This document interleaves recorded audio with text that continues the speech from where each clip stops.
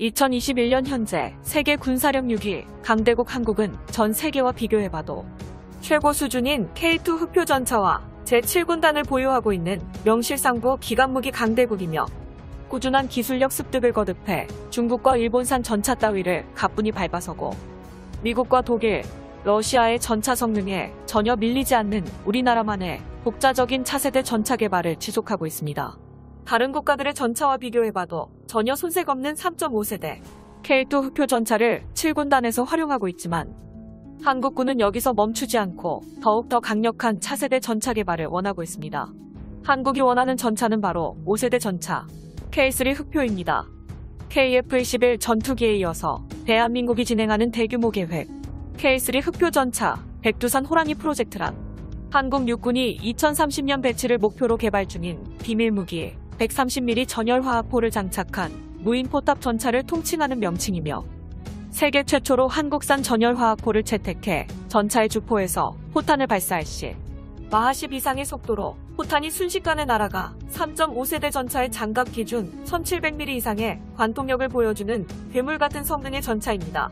K3 흑표 전차에 탑재되는 포신인 130mm 전열화학포는 대한민국이 독자적으로 개발을 진행 중인 100% 한국산 주포로 알려져 있으며 전열화학포를 K3 전차에 탑재하기 위해서 펄스 전원 장치의 소형화 기술을 개발 중인 것은 물론 2차 세계대전부터 시작해 과거부터 존재했던 전차의 큰 위협 요소인 전차포탄과 대전차 로켓, 대전차 미사일뿐만 아니라 박격포탄을 공중에서 욕격해 순식간에 지워버리는 고출력 레이저포도 K3 전차에 탑재할 것입니다. 또한 군사위성의 도움을 통해 네트워크 체계와 연동하여 다수의 표적을 동시에 타격할 수 있는 다표적 동시타격 미사일 개발과 함께 한국은 미사일 포탄 분야에서도 한 걸음 더 발전함에 따라 4세대 전차와 5세대 미래형 전차에 탑재되는 대전차 미사일을 개발해 K3 흑표에 도입하려 합니다. K3 흑표의 미사일 운용 능력 강화를 위해서 전차 후방에 대전차 미사일 발사대인 VLS를 설치해 각종 미사일을 전차 뒤편에 효율적으로 적재하고 적군을 타격하기 위해 차체 후방 미사일 발사대 VLS의 도입을 가속화하고 있습니다.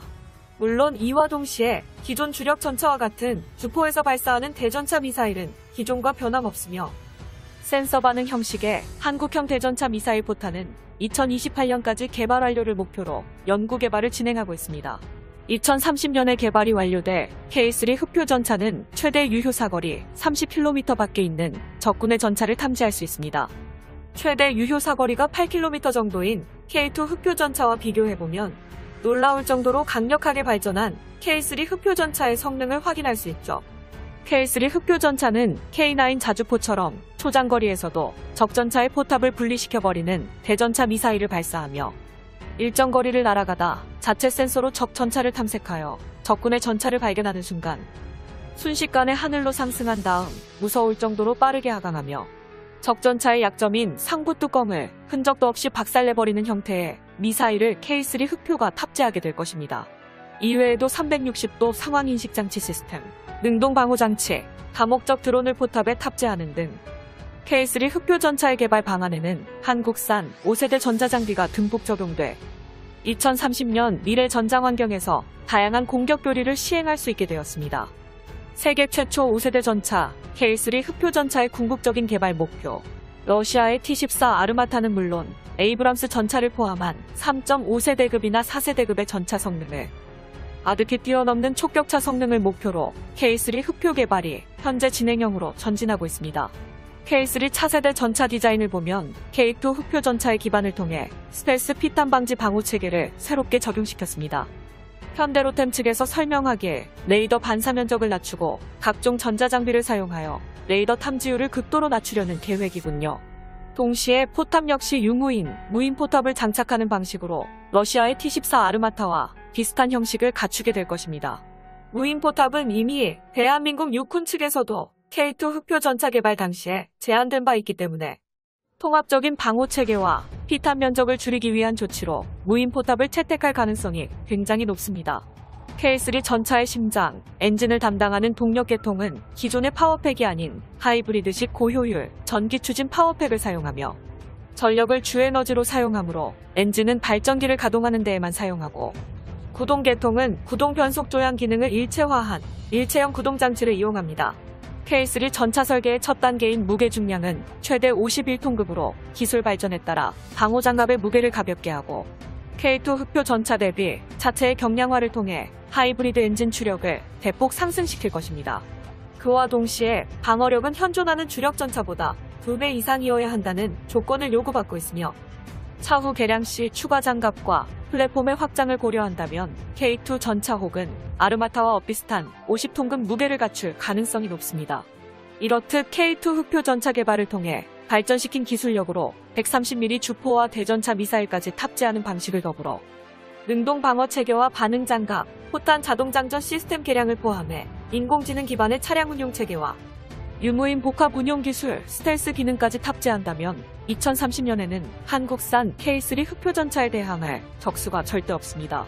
2030년 K3 흑표 전차가 최초로 배치돼 대한민국의 7군단이 뿜어내는 순간 화력은 일본의 육상자위대 정부와 간도 지역을 불법 점령한 중국의 북부 전구 기갑부대를 괴멸시킬 화력을 가지고 있으며 유럽연합 전체의 기갑부대의 화력을 뛰어넘는 세계 최강의 기갑부대로 불립니다. 제7기동군단의 특성상 예하사단은 물론 모든 기계화 사단에 K3 전차가 배치된다면 7군단은 미국의 기갑부대까지 넘어서는 어마어마한 잠재력을 보유하게 되는 것입니다.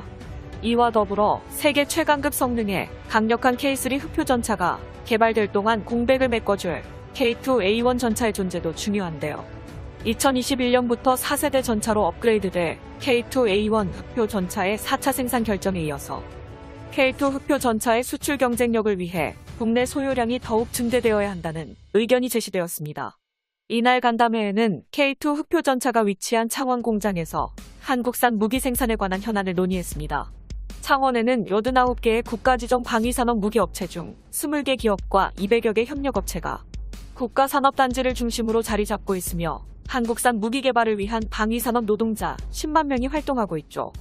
이날 간담회에서 K2 흑표 전차의 생산 라인 유지 필요성을 더욱 강조하며 K2 전차 소요량 증대에 한국 정부가 앞장서 줄 것을 건의했습니다. 방산기업의 생존과 K2 전차 수출 경쟁력 확보를 위해서 국내 소요량이 증대돼야 한다고 강조했죠. 현대로템은 지난해 12월 방위사업청과 약 5,330억 원 규모 K2 전차 4차 물량 납품 계약을 체결한 바 있습니다. K2 흑표 전차의 생산량이 증가되어야 K3 흑표 전차도 바톤을 이어받고 전속력으로 달릴 수 있습니다. 현재 한국군이 보유한 2,400여 대의 전차 중 800여 대의 전차가 7군단에 주둔하고 있습니다. 7군단의 최신의 전차 부대에 K3 전차가 배치될 때까지 강대국 한국의 전차 개발은 멈추지 않습니다. 한국의 영원한 주적, 일본과 중국을 상륙해 완벽히 박살내버릴 정도의 강력한 화력을 가질 때까지 K3 전차에 관한 정보 영상이었습니다. 영상의 정보가 유익하셨다면 채널명 대고구려제국 구독과 알림 설정 진심으로 감사드립니다.